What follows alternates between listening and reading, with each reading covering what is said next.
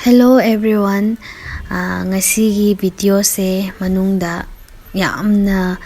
nungai ba yauri adum yam makhata na adum phajana yengminasi hek chang badane khambra ti piece phangi si thongal ja seng bagine na ise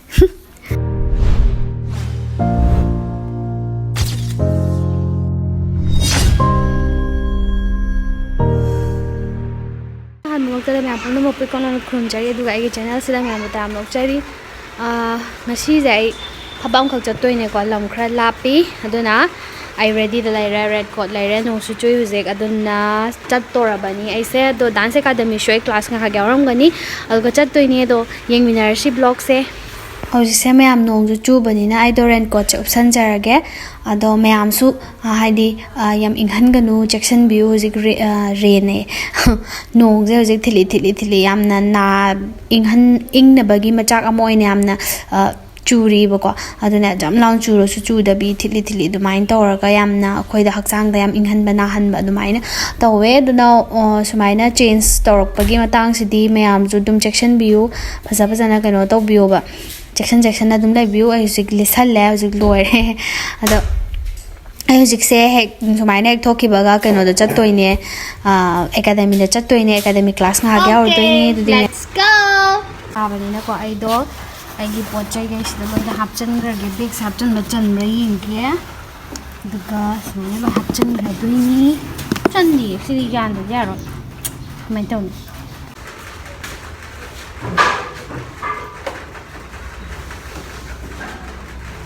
us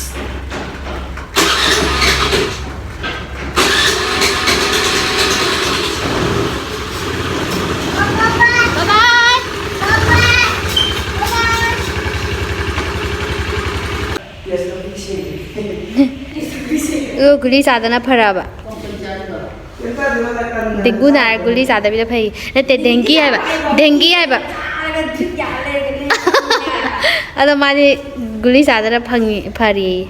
hero ne ha ba mati strong ne ha ba hojikti theory class ne do khoi lai rau bagi oja ga me leire oja na theory pibi doine do je khoi ready da leire inaba hojik sina rehearsal ama khak tawjabani ado loisalak bagi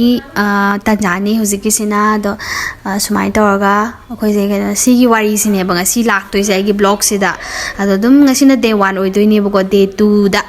kamai tawge do yengminar se ba ngasi di punsi gi tangkak amoina mama ya mushiba ma thengnare ado ki matik nushi ko mama se ngasi se day 1 adum oidoine hade rehearsal lor ba matung ne ba ko si se ado ngasi se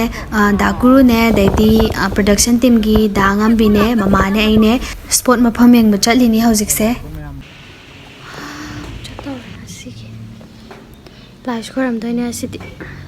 dum numit lo boina ko phabo eminar se na bye bye ai housing mafam sida yaujare da guru hoida yaujare do myamna hangningam doise khangningam doise kaino tawdoise sine banatra ado ai haijarake mathang haijarake ai hanba makta da ai da guru bo ai thamoi dagi thagat ba phongdok chari kaigino hai kanda asugumba yamna fajaba project ama khakta ko ai yamna haijaba na chade adubu aingonda sumaina achoba thoudang ama sinabiraga ko adumaina ai bu sumaina haibirak pose ai aduki matik da guru se ai yam thina thamoi dagi yam thina thagat phongdok chage aduga production gi ebungsingna amadi artist sing buso aina thamoi dagi yamna thagat phongdok chari karigino haiba maramdi ima leiba ki damakta asuk chawba thoudang ase aingonda sinnabiba aingonda sumaina tawbirak pase ai aduki matik thamoi dagi yamna thagat ba yam thina penjai hai tare ko aduga masi isai je ahan bataba matam da su ai se atuki matik tu chunga ko kai haine aingonda am kapningba yamna nushibam khaksu phaugi basi sai je ko do mayam stum tara khangbirani ba ko ado mayam sigi isai jina ko sigi isai jina ikhoini hoji hotna jadoriba isai jina message choina piraga mayam se amuktang punjalla aga imale bak se amuktang di punna ngakminasi ado isai sigi mingthol su pulla se ina dum thame ba ko ado ngasigi yaifa thouni numit sida pulap ni minaraga sigi isai sida ge khoi makeup thokpa amadi pulap punjhallaga ichini naw se pulap punjhallaga leng manana chap manana wakhalon manana thong alaina imaleba ki damakta khona bangam boy minarasi haijaningi aduga sigi isai se aigi ai yam haijaba nachade ai oza guru dagi aina tamjarakpa mayam sigi isai sida phajana thadaraga sigi isai se ai thawai hakchang yauna hotnage haibase aigi asane aingonda khanjari ne ba koi thamoi manungda da me mai pakpasu oijage ado hujik se yaifa thouni dakuru se kedo gai kan dakuru se to kemati ishorbo mathamoi da chena thagona jaraga ma thabak se pangthokpagi mami abu shine ba tari se hoje ngasi gi numit chu ngarang han ga sunong chui ko ai ngarang chapda sunong chui dana ko anmaina nong se dum churaga leire adubu ngasi gi numit se kedo gai kan nongalak paga nungsa sadorak pine ba khangaba ado kaigino hai kana dakuru na thamoi sengna sumaina tokjaba je sigi mapane hai tare ko ado laitin gi sumaina yam thajaba degi aikhoi gi culture sibu phajana ngakna chatpiba de hauna lonchat aikhoi gi ipai puna tambiramba mayam se phajana sumaina macha ta na dakuru na tawbase sisu ai khwai penjaba amkhak oijaeba ko akhoi da su am tamjaningai oye si se do masigi numit se khoi se numit laudoine shooting gi ado sumaina yaifa thouni tawre ayukta dai dinungdin hadi si loiraga khoi merames chak cha doine nga yaudbi chak charni aduga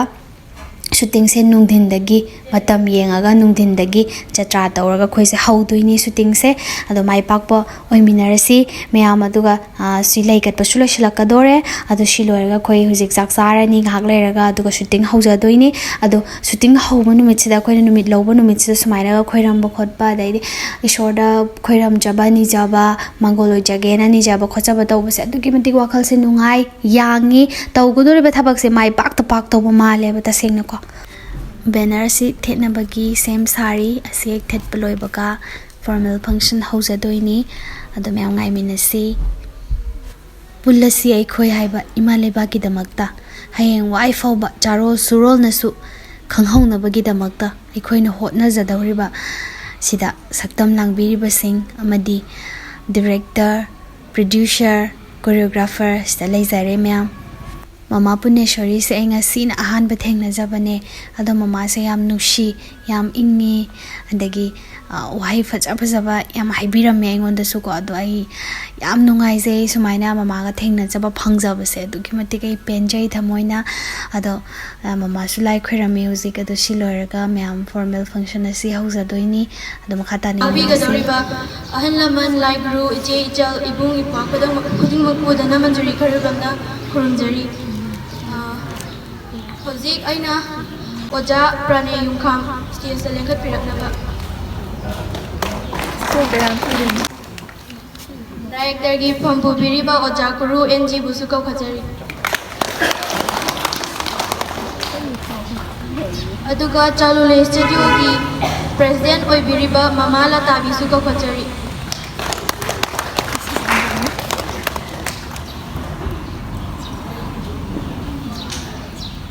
Sibu mapung oina litau bigadoriba mama puneshwari bu asta lengkhat pirakna baning hijari roibada isaya sibu choreograph tau bigadoriba iche lanchen bi lan thambu su khachari tomina to ai khattana phajabana yate ade kananom ne hekta phajabadu mana album sima natraga isai sima mapung thabadu nattabanina aikhoi khudingmak chap manana director oidorisina drive tawrakadoni mana karamba mawongda khoi bulamjin lamta kadori bano hena phaba kunai sigi laiba issue sida kharada oiraba sum message piba ngamba atugumlaba album mama oidana mapung phaba album mama oidana kunai sida ngasigi pullasi aikhoi haiba music album sidagi aikhoi khudingmak tanji name gidana wakhlori punsimba ngamba atugumba album mama oirasano haina aigi nagdai da issue thamjari director gi pam paibiriba oja koru ko khachai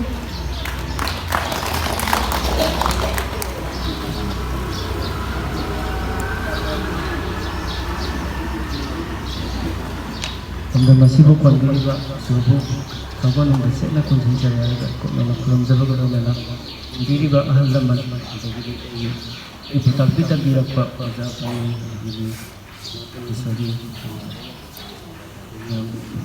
jadi kat itu pun nama itu nama tenju ada bagainya lah biriba artis yang biriba ada jadi siapa sih ada jadi eigi saya know jadi ꯂꯩꯗꯅ ꯄꯨꯝꯅꯃꯛꯄꯨꯁꯨ ꯀꯣꯛꯅꯅ ꯈꯨꯔꯨꯝꯖꯔꯤ ꯑꯩ ꯌꯥꯝ ꯍꯩꯌꯦꯅ ꯌꯥꯝ ꯀꯩꯅꯣ ꯇꯧꯋꯦꯅ ꯑꯩ ꯇꯧꯖꯕ ꯅꯠꯆꯗꯦ ꯃꯌꯥꯝꯒꯤ ꯂꯩꯕꯥꯛꯀꯤ ꯏꯁꯨ ꯑꯁꯤꯗ ꯑꯩꯁꯨ ꯊꯧꯗꯥꯡ ꯑꯃꯇꯪ ꯑꯩꯈꯣꯏꯅ ꯐꯤꯂꯝ ꯇꯧꯖꯕꯁꯤꯗ ꯑꯩꯁꯨ ꯑꯦꯜꯕꯝꯕꯨꯗꯤ ꯃꯌꯥꯝ ꯑꯃ ꯅꯝꯒꯗꯕꯗꯤ ꯂꯩ ꯑꯗꯨꯕꯨ ꯂꯩꯔꯒꯁꯨ ꯃꯗꯨ ꯃꯌꯥꯝꯗꯨꯗꯤ ꯑꯩꯅ ꯍꯧꯖꯤꯛꯀꯤ ꯏꯔꯥꯡꯁꯤꯗ ꯅꯝꯕ ꯌꯥꯕꯒꯤ ꯈꯨꯗꯣꯡꯆꯥꯕ ꯂꯩꯇꯕꯅꯤ나 ꯑꯗꯨꯅ ꯁꯤꯒꯤꯁꯤꯃ ꯏꯁꯩꯁꯤꯃ ꯑꯩꯅ ꯈꯣꯟꯖꯣꯏꯅ ꯊꯥꯔꯛꯄ ꯃꯇꯝꯗ ꯑꯩꯉꯣꯟꯗ ꯏꯁꯥꯗ ꯇꯨ ꯐꯥꯎꯈ꯭ꯔꯦ ꯃꯁꯤꯗ ꯌꯥꯝꯅ ꯑꯩꯉꯣꯟꯗ ꯅꯨꯡꯉꯥꯏꯖꯈꯤꯕ ꯑꯗꯨ ꯃꯁꯤꯒꯨꯝꯕ ꯑꯃꯒ ꯅꯝꯕ ꯐꯪꯖꯔꯒꯗꯤ ꯀꯥꯏꯅ ꯈꯟꯖꯈꯤꯕꯀꯣ ꯑꯗꯨꯗ ꯃꯌꯥꯝꯅꯁꯨ ꯁꯄꯣꯔꯠ ꯇꯧꯕꯤꯗꯅ ꯉꯁꯤ ꯁꯤꯒꯤ ꯐꯤꯕꯝꯁꯤ ꯌꯧꯔꯛꯄꯁꯦ ꯑꯩ ꯍꯥꯏꯅꯤꯡꯉꯥꯏ ꯂꯩꯇꯅ ꯊꯥꯒꯠꯆꯔꯤ ꯑꯗꯨꯒ ꯃꯇꯨꯡ ꯇꯥꯕꯗꯁꯨ ꯍꯦꯟꯅ ꯃꯌꯥꯝꯅ ꯁꯄꯣꯔꯠ ꯇꯧꯕꯤꯗꯅ ꯑꯩꯅ ꯂꯝꯖꯤꯡꯅ ꯇꯥꯛꯆꯗꯣꯔꯤꯕ ꯄꯨꯜꯂꯁꯤ ꯑꯩꯈꯣꯏ ꯍꯥꯏꯔꯤꯕ ꯏꯁꯩ ꯑꯁꯤꯗ ꯃꯌꯥꯝꯅ ꯑꯥꯔꯇꯤꯁ ꯃꯌꯥꯝ ꯑꯗꯒꯤꯗꯤ ꯑꯩꯈꯣꯏꯒꯤ ꯑꯩꯒꯤ ꯐꯦꯃꯤꯂꯤꯅꯁꯨ ꯌꯥꯝ ꯐꯖꯅ ꯁꯄꯣꯔꯠ ꯇꯧꯕꯤ ꯑꯗꯒꯤꯗꯤ ꯃꯃꯥ ꯄꯨꯅꯦꯁꯣꯔꯤ ꯍꯣꯏ ꯑꯗꯒꯤ ꯀꯥꯄꯥꯅꯤ ꯍꯣꯏ ꯑꯗꯒꯤꯗꯤ ꯑꯩꯒꯤ ꯍꯦꯛ ꯀꯩꯅꯣ ꯇꯧꯕꯤꯔꯛꯏꯕ ꯃꯌꯥꯝꯅ ꯂꯣꯏꯅꯃꯛꯅ ꯍꯧꯍꯧ ꯇꯧꯕꯤꯔꯛꯇꯅ ꯉꯁꯤꯒꯤ ꯁꯤꯒꯤ ꯌꯥꯏꯐ ꯊꯧꯅꯤ ꯊꯧꯔꯝ ꯑꯁꯤ ꯄꯥꯡꯊꯣꯛꯆꯕ ꯉꯝꯖꯕꯅꯤ ꯃꯌꯥꯝ ꯌꯥꯎꯗ꯭ꯔꯕꯗ ꯑꯩꯅ ꯏꯊꯟꯗꯅ ꯇꯧꯕ ꯌꯥꯕ ꯊꯕꯛꯁꯨ ꯅꯠꯇꯕꯅꯤꯅꯀꯣ ꯑꯗꯨꯅ ꯃꯌꯥꯝꯅ ꯍꯧꯍꯧ ꯂꯥꯎꯗꯅ ꯑꯗꯒꯤꯗꯤ ꯏꯁꯄꯤꯁꯦꯜꯂꯤ ꯑꯩꯈꯣꯏ ꯅꯦꯅꯦꯁꯤꯅ ꯌꯥꯝꯅ ꯀꯣꯏꯆꯦꯟ ꯆꯦꯟꯗꯅ ꯃꯤ ꯃꯌꯥꯝ ꯐꯖꯗꯕ ꯌꯥꯗꯦ ꯇꯧꯗꯕ ꯌꯥꯗꯦ ꯑꯗꯒꯤꯗꯤ ꯑꯩꯒꯤ ꯍꯧꯔꯛꯄꯗꯒꯤ ꯏꯁꯩ ꯑꯁꯦ ꯅꯍꯥꯟꯗꯒꯤ ꯔꯤꯍꯔꯁꯦꯜ ꯇꯧꯕ ꯃꯄꯨꯡ ꯑꯣꯏꯅ ꯊꯧꯗꯥꯡ ꯂꯧꯕꯤꯈꯤꯕꯤ ꯕꯣꯕꯣꯛ ꯃꯦꯝꯆꯥꯕꯨ ꯋꯥꯍꯩ ꯑꯃꯅꯤ ꯍꯥꯏꯕꯤꯅꯕ ꯀꯧꯁꯤꯟꯖꯔꯤ ꯃꯌꯥꯝ ꯄꯨꯝꯅꯃꯛ ꯏꯁꯨꯁꯤꯡ ꯏꯆꯥꯁꯤꯡ ꯃꯌꯥꯝ ꯄꯨꯝꯅꯃꯛꯄꯨ ꯑꯩꯅ ꯇꯔꯥꯝꯅ ꯃꯃꯥꯁꯦ ꯌꯥꯝ ꯅꯨꯡꯁꯤ ꯑꯩꯅ ꯍꯥꯏꯕ ꯉꯁꯥꯏꯒꯤ ꯃꯃꯥꯗꯨꯅꯦ ꯑꯗꯣ ꯚꯤꯗꯤꯑꯣꯁꯦ ꯑꯩꯅ ꯐꯨꯜ ꯂꯧꯕ ꯉꯝꯖꯗ꯭ꯔꯦ ꯍꯥꯏꯕꯗꯤ ꯃꯇꯠ ꯃꯇꯠ ꯇꯠꯂꯦ ꯑꯩꯁꯨ ꯐꯝꯃ ꯂꯩꯔꯕꯅꯤꯅ ꯐꯖꯅ ꯂꯧꯕ ꯉꯝꯖꯗ꯭ꯔꯦ ꯑꯗꯨꯝ ꯌꯥꯝ ꯋꯥꯔꯧꯕꯤꯔꯣꯏ ꯁꯤꯒꯤꯗꯃꯛꯇ ꯉꯥꯛꯄꯤꯒꯅꯤ ꯇꯧꯔꯤꯕ ꯐꯤꯕꯝ ꯑꯁꯦ ꯁꯤꯗꯩꯁꯤꯗ ꯇꯧꯃꯤꯟꯅꯔꯤꯕ ꯀꯂꯥꯀꯥꯔ ꯃꯌꯥꯝ ꯑꯁꯦ ꯄꯨꯜꯂꯒꯅꯦ ꯑꯃꯨꯛꯇꯪ ꯏꯃꯥ ꯂꯩꯕꯥꯛꯁꯦ ꯑꯈꯪꯕꯁꯨ ꯈꯪꯗꯕꯁꯨ ꯑꯍꯩꯕꯁꯨ ꯍꯩꯇꯕ ꯂꯩꯔꯦ ꯑꯩꯈꯣꯏꯅ ꯏꯕꯦꯝꯃ ꯇꯧꯔꯣ ꯆꯦꯜꯂꯣ ꯍꯥꯏꯅ ꯇꯧꯗꯣꯏꯗꯤ ꯅꯣꯏꯅꯤ ꯆꯦꯟꯒꯗꯧꯔꯤꯁꯨ ꯅꯣꯏꯅꯤꯀꯣ ꯂꯩꯔꯤꯕ ꯄꯨꯝꯅꯃꯛꯁꯤꯒꯤꯅꯦ ꯑꯩꯈꯣꯏꯅ ꯍꯣꯠꯅꯖꯔꯤꯁꯦ ꯂꯩꯔꯤꯕ ꯑꯥꯔꯇꯤꯁꯁꯤꯡꯁꯤꯒꯤꯅꯦ ꯅꯣꯏꯒꯤ ꯅꯈꯨꯠꯇ ꯂꯩꯔꯦ ꯄꯨꯝꯅꯃꯛꯁꯦꯀꯣ ꯑꯗꯨ ꯈꯪꯅ ꯏꯁꯨꯁꯤꯡ ꯃꯌꯥꯝ ꯄꯨꯝꯅꯃꯛꯀꯤ ꯊꯋꯥꯏ ꯌꯥꯎꯅꯅꯦ ꯍꯣꯠꯅꯔꯣꯀꯣ ꯑꯗꯨꯒ ꯃꯇꯝ ꯂꯩꯕꯈꯤꯕꯤꯛꯇ ꯏꯁꯣꯔꯗ ꯏꯁꯨꯁꯤꯡꯒꯤ ꯏꯆꯥꯁꯤꯡꯒꯤ ꯍꯣꯠꯅꯖꯔꯤꯕ ꯄꯨꯝꯅꯃꯛꯁꯦ ꯃꯪꯒꯣꯜ ꯑꯣꯏꯍꯟꯕ ꯑꯣꯏꯁꯅꯨ ꯃꯪꯒꯣꯜ ꯄꯤꯅꯕꯤꯁꯅꯨ ꯕꯣꯕꯣꯛꯅꯅꯦ ꯃꯇꯝ ꯂꯩꯕꯈꯤꯕꯤꯛꯇ ꯅꯣꯏꯒꯤꯁꯦ ꯂꯣꯏꯗ꯭ꯔꯤ ꯐꯥꯎꯕ ꯏꯁꯣꯔꯗ ꯇꯠꯇꯅꯅꯦ ꯑꯩ ꯈꯨꯔꯨꯝꯖꯒꯅꯤ ꯃꯪꯒꯣꯜ ꯑꯣꯏꯔꯁꯅꯨꯀꯣ ꯏꯁꯨꯁꯤꯡꯒꯤ ꯁꯤꯅ ꯏꯁꯩꯒꯤ ꯁꯤꯡꯒꯔꯁꯤꯡꯅꯦ ꯁꯣꯝꯗ ꯂꯦꯞꯄꯤ ꯏꯅꯥꯎꯄꯤꯁꯤꯡꯁꯤꯁꯨ ꯑꯗꯣ ꯑꯩꯈꯣꯏ ꯍꯧꯖꯤꯛ ꯆꯥꯛ ꯆꯥꯗꯧꯔꯦ ꯆꯥꯛ ꯆꯥ ꯂꯣꯏꯔꯒ ꯑꯩꯁꯦ ꯁꯣꯝꯗ ꯆꯪꯉꯛꯑꯒꯀꯣ ꯃꯣꯏ ꯀꯦꯔꯤꯉꯩꯗ ꯉꯥꯏꯍꯥꯛꯇꯪ ꯁꯨꯝ ꯃꯤꯔꯔ ꯃꯃꯥꯡꯗ ꯑꯩꯁꯨ ꯗ꯭ꯔꯦꯁꯇꯣ ꯐꯖꯅ ꯅꯝꯍꯧꯗꯕꯒꯤꯀꯣ ꯑꯗꯨ ꯊꯦꯡꯀ꯭ꯌꯨ ꯏꯅꯥꯎꯄꯤ ꯒꯣꯔꯤꯕꯤꯅ ꯄꯤꯔꯛꯄꯅꯤ ꯁꯤꯁꯦ ꯌꯥꯝ ꯄꯥꯝꯖꯔꯦ ꯑꯗꯣ ꯃꯣꯏꯁꯨ ꯁꯤꯁꯦ ꯂꯣꯏꯔꯦ ꯍꯧꯖꯤꯛ ꯗ꯭ꯔꯦꯁ ꯀꯣꯁꯇ꯭ꯌꯨꯝ ꯁꯦꯠꯄ ꯈꯣꯠꯄ ꯂꯣꯏꯅ ꯂꯣꯏꯔꯦ ꯑꯗꯣ ꯁꯤ ꯂꯣꯏꯔꯒ ꯃꯣꯏ ꯁꯨꯠ ꯆꯠꯅꯕꯒꯤ ꯁꯦꯝ ꯁꯥꯗꯣꯏꯅꯤ ꯑꯗꯣ ꯃꯣꯏ ꯑꯅꯤ ꯂꯣꯏꯔꯦ ꯍꯧꯖꯤꯛ ꯑꯗꯣ ꯀꯣꯁꯇ꯭ꯌꯨꯝꯁꯤꯁꯨ ꯑꯗꯨꯛꯀꯤ ꯃꯇꯤꯛ ꯆꯥꯟꯅꯕ ꯌꯥꯝ ꯐꯖꯕꯗꯣ ꯑꯣꯏꯔꯦ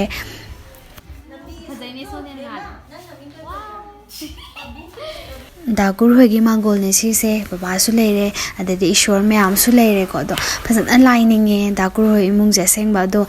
ꯗꯨꯛ ꯊꯥꯎꯃꯩ ꯐꯖꯅ ꯀꯠꯂꯦ ꯌꯦꯡꯉꯣ ꯑꯗꯨꯒ ꯂꯥꯏꯗ ꯂꯥꯏ ꯆꯪꯉꯝꯗꯧꯕ ꯏꯃꯨꯡ ꯃꯥꯜꯂꯦꯕꯀꯣ ꯑꯗꯩ ꯑꯩꯈꯣꯏꯅ ꯆꯪꯕ ꯃꯇꯝꯗꯁꯨ ꯌꯥꯝ ꯏꯪ ꯂꯥꯎꯕ ꯁꯥꯟꯇꯤ ꯐꯪꯕ ꯏꯃꯨꯡꯗꯣ ꯑꯣꯏꯌꯦꯕ ꯈꯪꯕ꯭ꯔꯥ ꯊꯣꯡꯒꯥꯜ ꯆꯪꯉꯛꯄꯗꯩ ꯍꯧꯔꯦ ꯃꯣꯏꯒꯤ ꯆꯪꯉꯛꯄꯗꯩ ꯎ ꯋꯥ ꯀꯩꯀꯥ ꯃꯌꯥꯝ ꯂꯩꯔꯒꯀꯣ ꯊꯣꯡꯒꯥꯜꯗ ꯌꯥꯝ ꯑꯗꯨꯛꯀꯤ ꯃꯇꯤꯛ ꯌꯥꯝ ꯐꯖꯩ ꯍꯥꯏꯇꯥꯔꯦ